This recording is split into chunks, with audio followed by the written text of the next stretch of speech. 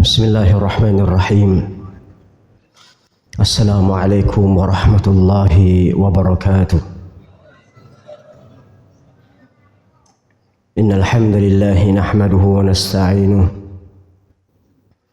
wa nastaghfiruhu wa natubu ilayhi wa na'udzu billahi min shururi anfusina wa sayyiati a'malina. Man yahdihillahu fala mudilla lahu wa man yudlil fala hadiya lahu. أشهد أن لا إله إلا الله وحده لا شريك له وأشهد أن محمدا عبده ورسوله لا نبي ولا رسول بعده. اللهم صل وسلم على نبينا محمد وعلى آله وأصحابه ومن تبعهم بإحسان إلى يوم الدين. يقول الله جل جلاله في القرآن العظيم: يا أيها الذين آمنوا اتقوا الله حق تقاته ولا تموتن إلا وأنتم مسلمون. وقال: يا أيها الناس اتقوا ربكم الذي خلقكم من نفس واحدة وخلق منها زوجها وبث منهما رجالا كثيرا ونساء واتقوا الله الذي تساءلون به والأرحام إن الله كان عليكم رقيبا. فإن أصدق الحديث كلام الله وخير الهدي هدى محمد صلى الله عليه وسلم وشر الأمور محدثاتها فإن كل محدثة بدعة وكل بدعة ضلالة وكل ضلالة في النار. أحبتي في الله، أيها الإخوان والأخوات, kaum muslimin dan kaum muslimat, yang semoga kita semuanya senantiasa diampuni dan diberkahi oleh Allah Subhanahu wa taala. Segala puji hanya milik Allah. Kepadanya lah kita beribadah dan kepadanya pula kita sandarkan segala urusan munajat dan taubat kita hanya kepada Allah Subhanahu wa taala. Senantiasa kita beristighfar, meminta ampun atas kesalahan-kesalahan dan dosa-dosa kita kepada Allah Subhanahu wa taala. Senantiasa kita berdoa dan bersujud, bersimpuh di hadapan Allah Subhanahu wa taala, mengakui segala dosa-dosa dan hina kita selama hidup kita selama ini. Kemudian salawat dan salam kembali kita ucapkan kepada Rasulullah sallallahu alaihi wasallam. Allahumma salli ala nabiyyina Muhammad wa ala alihi wa ashabihi wa man tabi'ahum bi ihsanin ila yaumiddin. Saudara dan saudariku yang dirahmati Allah, pada malam hari ini kita akan memasuki pembahasan terakhir daripada bab al-khauf. Pembahasan terakhir daripada pembahasan tentang takut kepada Allah Subhanahu wa taala. Di mana pembahasan ini akan kita bahas tentang rasa takutnya malaikat kepada Allah, takutnya nabi, para rabi dan para rasul kepada Allah, takutnya Rasulullah sallallahu alaihi wasallam kepada Allah, dan bagaimana gambaran takutnya para sahabat Rasulullah sallallahu alaihi wasallam kepada Allah, bagaimana takutnya para tabi'in kepada Allah Subhanahu wa taala.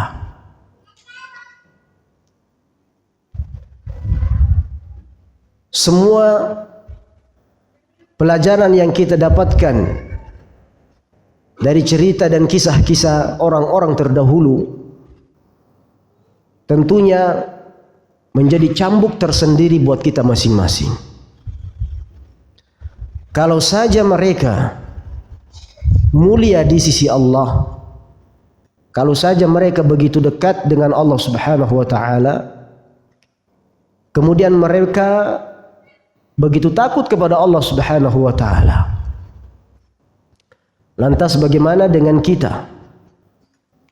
Bagaimana dengan perkara kita yang jauh dari Allah, ibadahnya pas-pasan,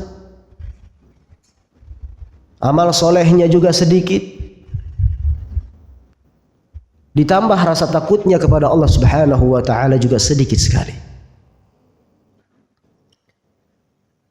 Kemudian di dalam pembahasan tentang ini, rasa takut mereka bisa digambarkan berupa tangisan. Meskipun tidak semua tangisan menunjukkan rasa takut. Tidak semua tangisan menunjukkan rasa takut. Ada yang takut, ada yang menangis karena terharu. Ada yang menangis karena bahagia.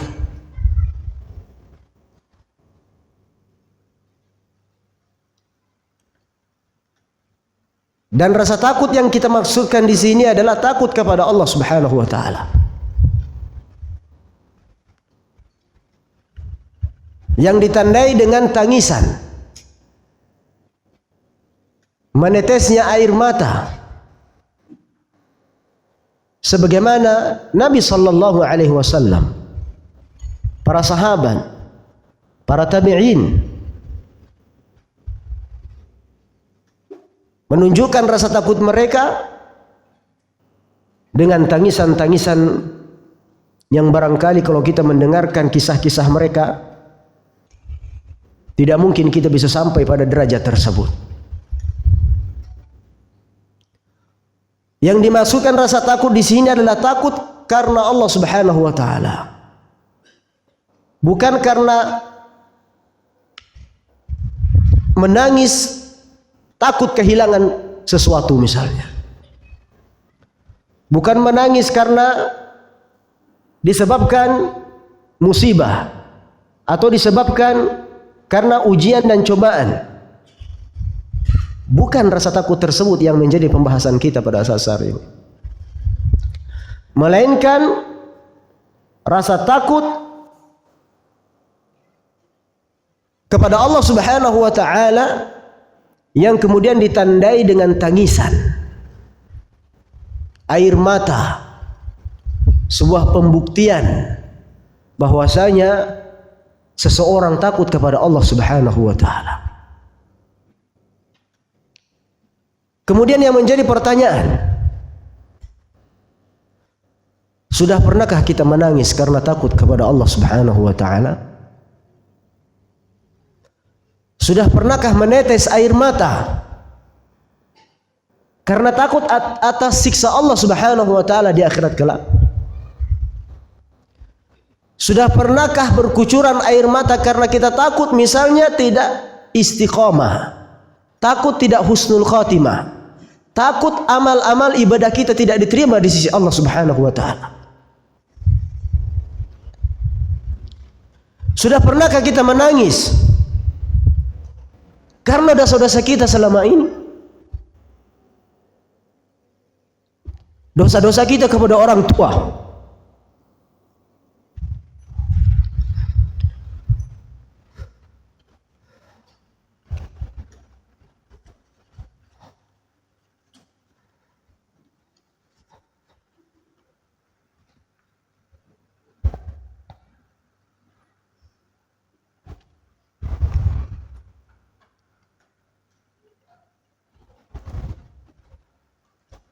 dosa-dosa kita karena telah membentak mereka, dosa-dosa kita karena tidak patuh terhadap perintah mereka, dan bahkan dosa-dosa karena kita melalaikan kewajiban kita kepada mereka. Dosa-dosa kita yang kemudian mereka lebih dahulu meninggalkan kita dan kita belum sempat berbakti kepada mereka. Pernahkah hal tersebut meneteskan air mata kita?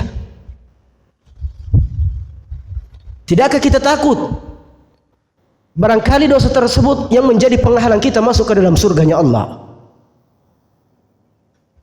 Pernahkah kita mengingat bagaimana dosa-dosa kita kepada saudara-saudara kita, kepada tetangga-tetangga kita, kepada istri, kepada suami, kepada anak. Pertanyaannya, kapan terakhir kita menangis karena Allah? Kapan kita menangis karena takut azabnya Allah Subhanahu wa taala? Tentunya ini adalah pertanyaan yang sangat besar, yang tidak perlu kita jawab kepada saudara-saudara kita. Cukup jawabannya kita sendiri yang tahu. Kapan saya menangis karena Allah? Kapan saya menangis karena takut kepada Allah Subhanahu wa taala? Kapan saya menangis tatkala mengingat dosa-dosa saya yang telah lalu? Dosa-dosa mabuk-mabuknya kita, dosa zinanya kita, dosa mencurinya kita, dosa narkobanya kita, dosa membunuhnya kita barangkali,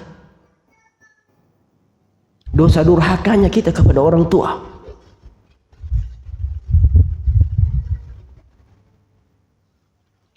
Maka ikhwatal iman rahmati Allah Subhanahu wa taala, tangisilah dosa-dosa, dan tangisilah tangisanmu yang tak kunjung datang. Tangisilah tangisanmu yang tidak pernah mau datang. Tangisilah tangisanmu yang tidak mau menetes dari pelupuk mata kita masing-masing. Tangisilah karena mungkin barangkali dosa-dosa kita sudah terlalu besar. Tangisilah karena mungkin hati kita sudah tertutup di hadapan Allah Subhanahu wa taala. Tangisilah karena begitu kerasnya ke hati kita, sehingga untuk mengingat dosa-dosa kita saja tidak mampu meneteskan air mata. Padahal dosa-dosa kita begitu besar,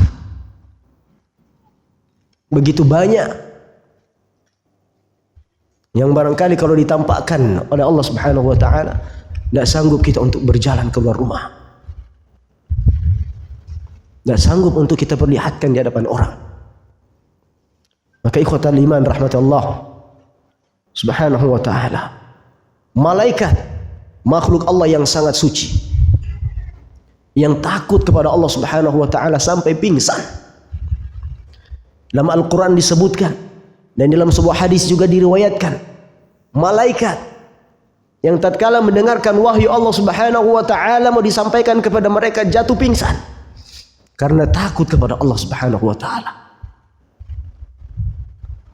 Rasulullah sallallahu alaihi wasallam, manusia yang paling mulia, manusia yang sudah dijamin masuk surga, begitu takutnya kepada Allah Subhanahu wa taala, sehingga diriwayatkan suatu ketika Rasulullah sallallahu alaihi wasallam memerintahkan kepada Abdullah ibn Mas'ud, "Iqra' alayya al-Qur'an." Wahai Abdullah ibn Mas'ud, bacakan untuk Al-Qur'an. Maka Abdullah ibn Mas'ud berkata, "Ya Rasulullah, aqra'u alayka wa alayka unzil?" Saya baca untukmu Al-Quran sementara Al-Quran diturunkan untukmu kepadamu wahai Rasulullah. Maka kata Rasulullah sallallahu alaihi wasallam, "Inni uhibbu an asma'ahu min ghairi." Aku suka mendengarkan Al-Quran dibacakan. Aku suka mendengarkan Al-Quran dibacakan untukku. Kemudian Abdullah ibn Mas'ud pun membaca sampai pada surat An-Nisa.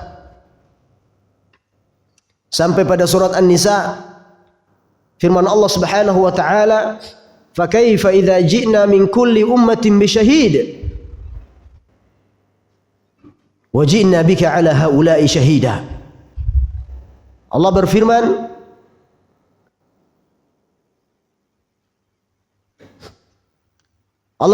dalam surat An-Nisa, lalu bagaimanakah ketika kami datangkan saksi bagi setiap umat dan kami jadikan engkau sebagai saksi atas mereka.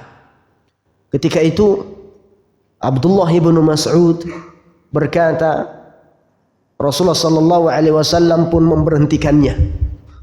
Apa kata Rasulullah kepada Abdullah ibn Mas'ud? "Hasbuka al-an." Cukup wahai Abdullah ibn Mas'ud. Faltafattu ilaih. Maka kemudian Abdullah ibn Mas'ud menoleh kepada Rasulullah sallallahu alaihi wasallam. Fa idza 'ainahu tadhrufan. Kemudian kata Abdullah bin Mas'ud, aku melihat kedua mata beliau basah dengan air matanya. Kedua pipi beliau basah dengan air matanya. Lihat bagaimana Rasulullah sallallahu alaihi wasallam senantiasa menangis, senantiasa takut kepada Allah Subhanahu wa taala. Maka tentunya kita sebagai pendosa, kita sebagai orang yang lalai kepada Allah, kita sebagai orang yang tidak punya bekal, bahkan mungkin bekal kita sedikit sekali untuk ke akhirat, tentunya harus lebih banyak menangisi atas kesalahan-kesalahan dan dosa-dosa kita selama ini. Kemudian ikhwatal iman dan rahmati Allah Subhanahu wa taala, dari Hani Maula Uthman radhiyallahu taala anhu berkata, kana Uthman idza waqafa ala qabrin baka hatta yabulla lihiyatuhu, faqila lahu tudhakkaru al-jannatu wan-nar fala tabki wa tabki min hadha, faqala inna Rasulullah sallallahu alaihi wasallam qala innal qabra awwalu manzilin min manazil al-akhirah fa in naja minhu fama ba'dahu aysar minhu wa in lam yanju minhu fama ba'dahu ashaddu minhu. Lihat Uthman bin Affan radhiyallahu taala anhu berkata Maula atau Hani Maula Uthman, ketika itu Uthman bin Affan berdiri di samping kuburan. Kemudian beliau menangis terisak-isak sampai jenggotnya pun ikut basah. Bayangkan betapa dalamnya tangisan Uthman ketika itu, yang sampai jenggotnya ikut basah. Kalau kita yang menangis mungkin hanya menetes saja dari pelupuk mata kita, atau hanya sekedar membasahi pipi kita, dan itu pun mungkin tidak bisa sampai ke bawah. Uthman bin Affan radhiyallahu ta'ala anhu menetes air matanya sampai membasahi dagu dan jenggotnya. Ini artinya deras air matanya ketika itu. Maka berkata Hani Maula Uthman, ya Uthman, engkau diingatkan tentang surga dan neraka, tapi engkau tidak menangis. Kemudian engkau saat ini kenapa bisa menangis terisak-isak seperti ini? Maka apa kata Uthman bin Affan radhiyallahu taala anhu? Sungguh saya pernah mendengar Rasulullah sallallahu alaihi wasallam bersabda, "Innal qabra awwalu manzilin min manazilil akhirah." Sesungguhnya kuburan adalah tempat pertama kali yang akan kita singgahi nanti di alam akhirat. Ketika kuburan tersebut urusan kita mudah, urusan kita nyaman, maka sesungguhnya setelahnya akan lebih mudah. Tapi sebaliknya, ketika di dalam kubur kita sudah disiksa, kita sudah diazab, maka sungguh apa yang ada setelahnya itu akan lebih susah. Lihat bagaimana takutnya Uthman bin Affan radhiyallahu taala anhu tentang alam akhirat. Akan tapi kita ironisnya datang ke kuburan malah justru santai-santai, malah justru terbahak-bahak, malah justru masih bisa bercanda dengan saudaranya. Tidakkah kita melihat pemandangan yang paling seram kata Rasulullah sallallahu alaihi wasallam? Sebagaimana sabda Rasulullah, tidaklah aku pernah melihat pemandangan yang lebih menyeramkan lebih daripada pemakaman. Bagaimana tidak seram? Yang tadinya masih bisa tertawa, yang tadinya masih bisa berbelanja, yang tadinya masih bisa makan, minum, berdiri, berjalan, mengendarai, tiba-tiba sekarang tiba waktunya untuk dimasukkan di dalam kuburan, ke dalam liang lahat, yang sekarang dia akan sendiri, yang tidak ada yang menemaninya kecuali kain kapan saja. Semua kebanggaannya sudah habis, pangkat, jabatan, popularitas semuanya selesai. Sekarang tiba saatnya akan ada hisab setelah kematian. Tidakkah kita melihat pemandangan yang seram seperti itu? Tapi subhanallah, masih banyak orang-orang yang begitu keras hatinya sehingga melihat saudaranya ditanam dia masih bisa tersenyum, dia masih bisa ketawa. Tidakkah dia berpikir, ya Allah, seandainya saya yang dikuburkan saat ini, apa jadinya saya? Bagaimana nasibku yang selama ini sudah banyak sekali saya tinggalkan perintah-perintah Allah, larangan-larangan Allah saya tinggalkan. Luar biasa. Maka ikhwatal iman rahmati Allah subhanahu wa ta'ala, oleh karenanya Rasulullah merintahkan kita untuk berziarah kubur supaya hati kita lunak, supaya hati kita sadar terbuka suatu saat saya yang akan meninggal, dan itu adalah sebuah kepastian. Tapi subhanallah, itulah minta sama Allah Subhanahu wa taala agar dimudahkan untuk mengingat Allah, agar dimudahkan untuk mengingat kematian, agar dimudahkan untuk memperbaiki ibadah-ibadahnya, agar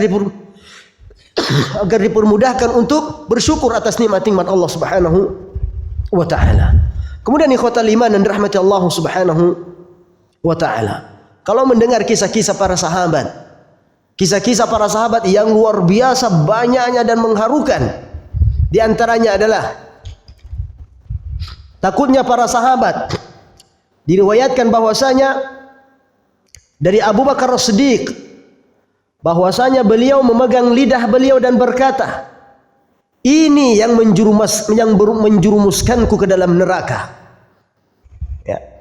Beliau memegang lidahnya kemudian mengatakan, ini yang akan menjurumuskanku di dalam neraka. Maka beliau berkata, aduhai gerangan, andai saja aku adalah pohon yang ditebang lalu dimakan. Andaikan aku adalah seperti pohon saja, lalu ditebang kemudian dimakan, selesai sudah, tidak ada urusan. Akan tetapi takdir Allah menjadikanku sebagai manusia yang kemudian kelak akan dihisab, yang tidak tahu perjalanan kita seperti apa nanti setelah kematian. Kemudian Umar bin Khattab radhiyallahu taala anhu pernah mendengar ayat, dan sesudahnya beliau sakit beberapa hari sampai dijenguk. Subhanallah. Mendengar satu ayat beliau sakit sampai dijenguk. Kemudian suatu hari beliau mengambil segenggam tanah, dan kemudian dia berkata, seandainya aku adalah tanah ini, seandainya aku bukan sesuatu yang dapat disebut. Bahkan beliau mengatakan, seandainya ibuku tidak pernah melahirkanku. Ini karena takut kepada Allah Subhanahu wa taala, takut akan hisab. Kemudian di pipi Umar terdapat 2 garis hitam karena sering menangis. Sering menangis. Bergaris pipinya. Masya Allah.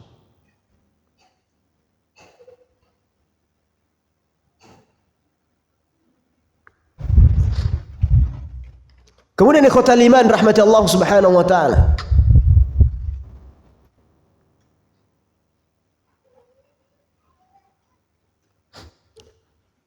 Aisyah radhiyallahu taala anha pernah berkata, seandainya aku kuntu nasyam mansiyah. Itu firman Allah Subhanahu wa taala dalam surat Maryam ayat 23. Seandainya aku, kata Aisyah radhiyallahu taala anha, menjadi sesuatu yang tidak berarti kemudian dilupakan, saking takutnya nanti kelak dihisab oleh Allah Subhanahu wa taala.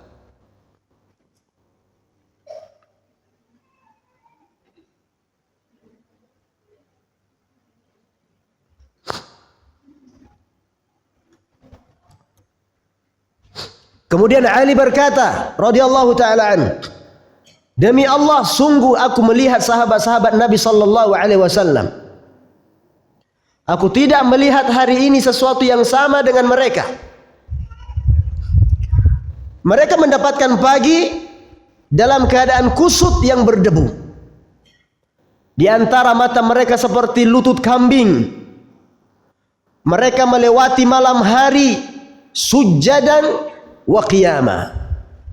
Mereka melewati malam hari dalam keadaan bersujud dan berdiri untuk Allah Subhanahu wa taala. Itu salat. Membaca kitab Allah. Mereka menggunakan kening dan kaki mereka secara bergantian. Bila pagi tiba, lalu mereka mengingat Allah, maka mereka miring seperti pohon ditiup angin kencang. Air mata mereka menetes sehingga membasahi baju mereka. Subhanallah. Ini semua keadaan-keadaan daripada para sahabat-sahabat Rasulullah sallallahu alaihi wasallam. Kemudian rasa takut para tabi'in, rasa takut daripada para tabi'in, dan setelah mereka rahimahumullahu ta'ala jami'an.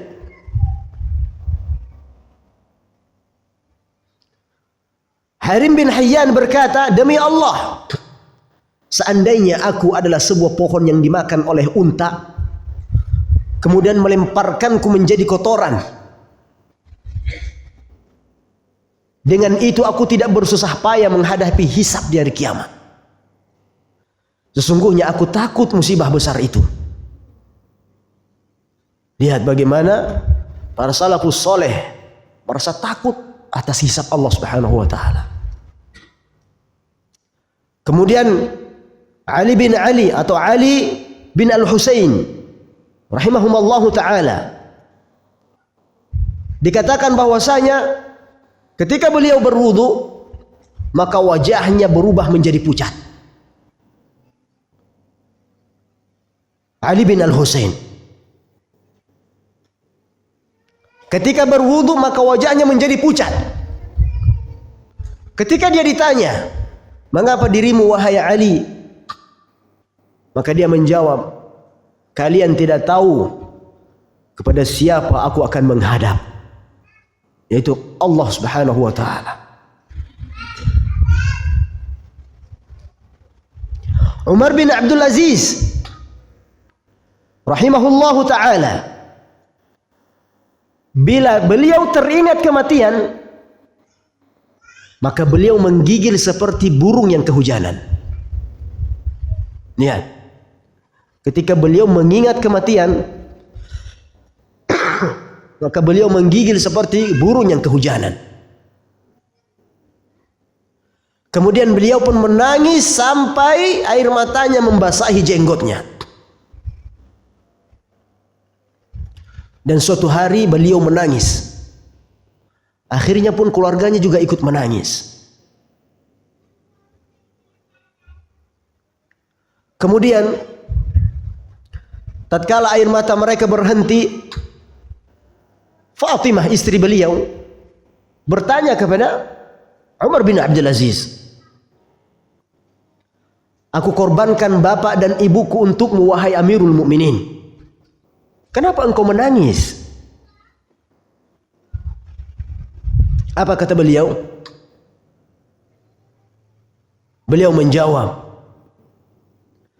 aku menangis karena teringat saat orang-orang bubar dari hadapan Allah. Di hari kiamat setelah semua hisab selesai,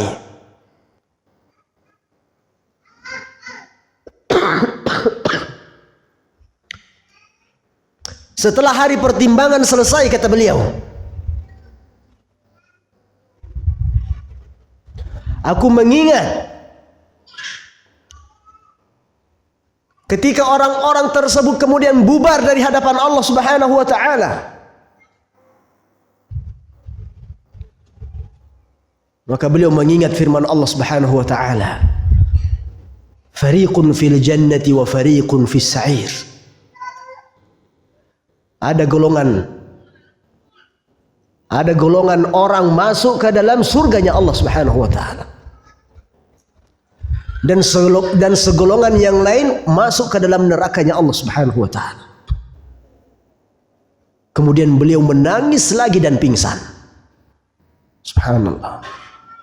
Lihat bagaimana ketika hati begitu subur, hati hidup, ketika membaca Al-Quran tersentuh hatinya. Membaca tentang neraka dia merasa takut, membaca tentang surga kemudian merasa takut seandainya dia tidak berhak untuk mendapatkan nikmatan di dalam surganya Allah Subhanahu wa taala. Ketika beliau membaca firman Allah Subhanahu wa taala, fariqun fil jannah wa fariqun fis sa'ir.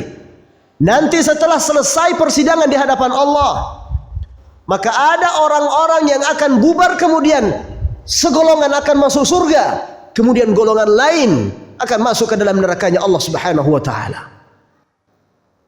Beliau menangis karena takut jangan-jangan saya akan menjadi golongannya orang-orang yang masuk ke dalam nerakanya Allah waliyadzubillah.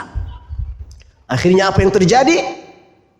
Kemudian beliau menangis lagi sampai pingsan. Sampai pingsan. Pernahkah kita menangis sampai pingsan? Pernah kita membayangkan bahwasanya bahwa seandainya saya yang menjadi penghuni neraka, bagaimana nasib saya? Pernah kita menangis terisak-isak sampai membasah pipi kita, kemudian seakan-akan napas lagi tidak bisa lagi bersambung, saking menangisnya? Belum pernah barangkali. Lihat bagaimana para salafus saleh sampai pingsan menangis. Allahu akbar. Kemudian diceritakan juga di dalam kitab ini, ketika Al-Mansur hendak datang ke Baitul Maqdis, kemudian dia mampir kepada seorang rahib yang pernah disinggahi oleh Umar bin Abdul Aziz. Umar bin Abdul Aziz ada seorang khalifah yang bertakwa kepada Allah Subhanahu wa taala, seorang yang wara', berhati-hati terhadap hukum-hukum Allah Subhanahu wa taala, batasan-batasan Allah Subhanahu wa taala. Kemudian Mansur, pemimpin setelahnya, ketika mau pergi ke Baitul Maqdis, mampir ke tempat seorang rahib yang dulu pernah disinggahi oleh Umar bin Abdul Aziz. Kemudian Al-Mansur berkata, "Wahai rahib, katakan kepada aku apa yang pernah membuatmu terkagum terhadap Umar bin Abdul Aziz? Dalam keadaan apa engkau pernah merasa terkagum dengan perbuatan atau sikapnya Umar bin Abdul Aziz?" Maka kata beliau menjawab, apa kata beliau? Suatu malam ketika beliau menginap di rumahnya, beliau tempatkan di atas rumahnya yang di atas, artinya di loteng, lantai 2. Umar bin Abdul Aziz diletakkan di lantai atas, loteng di atas. Kemudian ketika di malam hari beliau merasakan adanya tetesan-tetesan air yang menetes dari atas melalui celah-celah daripada lantai. Karena mungkin lantainya tidak seperti sekarang, keramik, tidak ada celah air masuk. Ya, zaman dulu tidak ada yang seperti ini. Maka kata beliau, di tengah malam hari saya merasakan tetesan air yang menetes dari atas lantai kedua, loteng atas. Kemudian beliau pun naik, mau melihat ini air dari mana ini, bekas tumpahan apa ini, kok bisa menetes dari atas.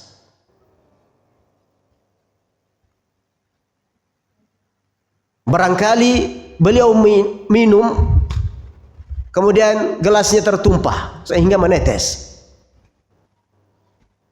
Akhirnya beliau pun naik ke atas.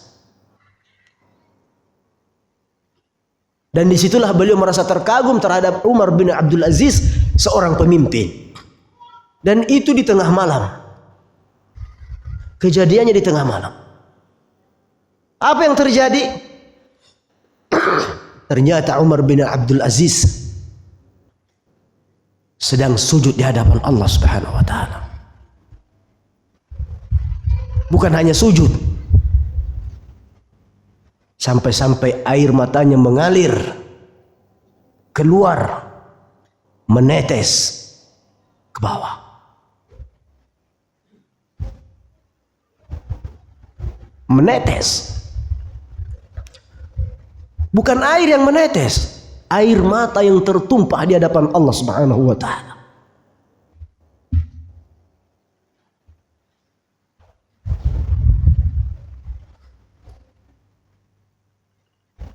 Subhanallah. Air matanya yang mengalir dari lubang-lubang lantai kedua daripada rumahnya. Masya Allah.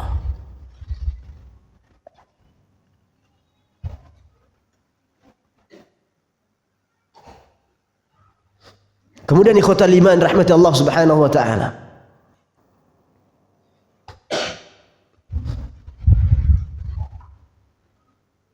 Ibrahim bin Isa al-Yashkuri berkata, aku pernah datang kepada seorang laki-laki di Bahrain yang telah mengasihkan diri dari orang-orang yang menyibukkan diri dengan dirinya. Aku menyebutkan sebagian urusan akhirat dan kematian kepadanya. Maka dia menangis terseduh-seduh sampai meninggal dunia. Menangis terseduh-seduh sampai meninggal dunia.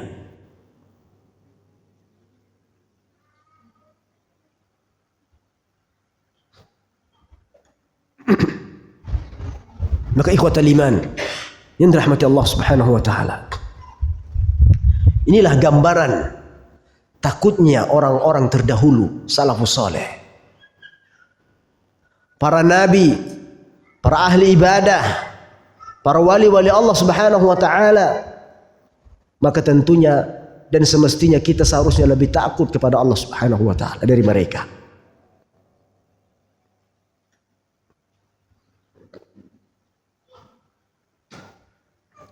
Dan ini muncul dikarenakan karena bersihnya hati mereka. Karena air mata takut kepada Allah itu tidak akan pernah keluar jika masih berlumuran dengan dosa. Dosa yang akan menghalangi air mata menangis. Dosa yang akan menghalangi air mata menetes. Sehingga hati pun menjadi keras. Sebagian as-salafus saleh berkata, aku berkata kepada seorang rahib, beri aku wasiat. Maka dia berkata, bila kamu bisa seperti seorang laki-laki yang dikepung oleh hewan buas dan hewan yang berbisa, dia takut dan berhati-hati, dia takut lalai sehingga akan dimangsa atau lupa sehingga dia akan disengat. Dia ketakutan, maka jadilah seperti dia. Artinya jadilah seperti orang yang sedang diincar oleh binatang-binatang buas, yang dikelilingi oleh binatang-binatang pemangsa. Kapan sekali bergerak maka dia akan dimangsa. Jadilah orang-orang seperti itu yang takut kepada Allah subhanahu wa ta'ala. Maka ikhwatal iman rahmati Allah subhanahu wa ta'ala, tentunya rasa takut ini karena Allah subhanahu wa ta'ala. Air mata menangis dikarenakan karena benar-benar takut. Apalagi di dalam kesendirian kita. Di dalam sendirian kita. Coba sekali-kali ingat dosa-dosa kita. Tidak perlu di hadapan orang. Cukup kita dan Allah yang tahu. Saat kita mengangkat tangan, tidak ada orang yang melihat. Merengeklah di hadapan Allah. Ya Allah, dosa-dosa saya, ya Allah ampuni. Ingat semua dosa-dosa kita. Kepada orang tua, kepada saudara, kepada semuanya. Saat kita sujud, tumpahkan air matamu. Jangan angkat kepalamu sebelum engkau merasa bahwasanya Allah telah mengampuni saya. Allah telah mengangkat semua dosa-dosaku. Maka ikhwatal iman rahmati Allah subhanahu wa ta'ala, menangis karena Allah subhanahu wa ta'ala adalah merupakan amalan yang sangat mulia. Amalan yang sangat mulia. Sebagaimana sabda Rasulullah sallallahu alaihi wasallam, la yalijun nar rajulun baka min khasyatillah hatta ya'ud al-labanu fi ad-dira'. Tidak akan masuk ke dalam neraka seseorang yang menangis karena merasa takut kepada Allah. Tidak akan masuk ke dalam neraka seseorang yang menangis karena takut kepada Allah subhanahu wa ta'ala. Sampai susu yang telah diperah, susu yang telah dikeluarkan dari hewan, bisa masuk kembali ke tempat keluarnya. Tidak mungkin. Susu yang sudah diperah kemudian kita masukkan lagi dari tempat dia keluar, itu seluruh mustahil. Ya, maka begitulah gambaran Rasulullah yang menangis takut karena Allah Subhanahu wa taala, maka dia tidak akan pernah disentuh oleh api neraka. Tidak akan masuk neraka seseorang yang menangis karena merasa takut kepada Allah Subhanahu wa taala. Maka ikhwatal iman rahmati Allah Subhanahu wa taala, jadi bukan menangis yang dibuat-buat, bukan menangis karena terharu atau mungkin karena ramai orang yang menangis kita juga ikut menangis. Atau biasanya ada kesempatan-kesempatan kumpul ramai, adakan renungan, satu yang berbicara diundang di satu tempat misalnya, kemudian orang itu sambil berretorika yang bagus, apalagi kadang dibarengi dengan musik yang meliuk-liuk, musik yang mellow misalnya, musik yang membawa terharu, membawa sedih, sehingga apa yang terjadi? Semuanya pun ikut nangis. Bukan menangis yang seperti ini, bukan menangis yang seperti ini yang diharapkan, yang dimaksudkan oleh Rasulullah sallallahu alaihi wasallam, tapi menangis betul-betul karena takut kepada Allah, karena kesendirian kita. Tidak perlu dilihat orang, tidak perlu orang tahu kapan kita menangis, di mana kita menangis. Maka ingat satu hal, tidak bisa keluar air mata kita karena dosa kita. Air mata itu bisa keluar karena lembutnya hati. Tapi kalau hati yang keras, tidak bisa. Maka ikhwatal iman, berbanyak istighfar, bertaubat kepada Allah Subhanahu wa taala, sehingga Allah pun akan melembutkan hati kita masing-masing. Barakallahu fikum. Kajian kita mungkin sampai saat di sini saja, tidak kita lanjut setelah salat Isya, dan kemudian pekan depan kita akan masuk pembahasan yang baru, yaitu kefakiran dan zuhud kepada Allah Subhanahu wa taala. Aqulu qouli hadza astaghfirullah li wa lakum wa li sairil muslimin wal muslimati min kulli dhanb wastaghfiruhu innahu huwal ghafurur rahim. Assalamualaikum warahmatullahi wabarakatuh.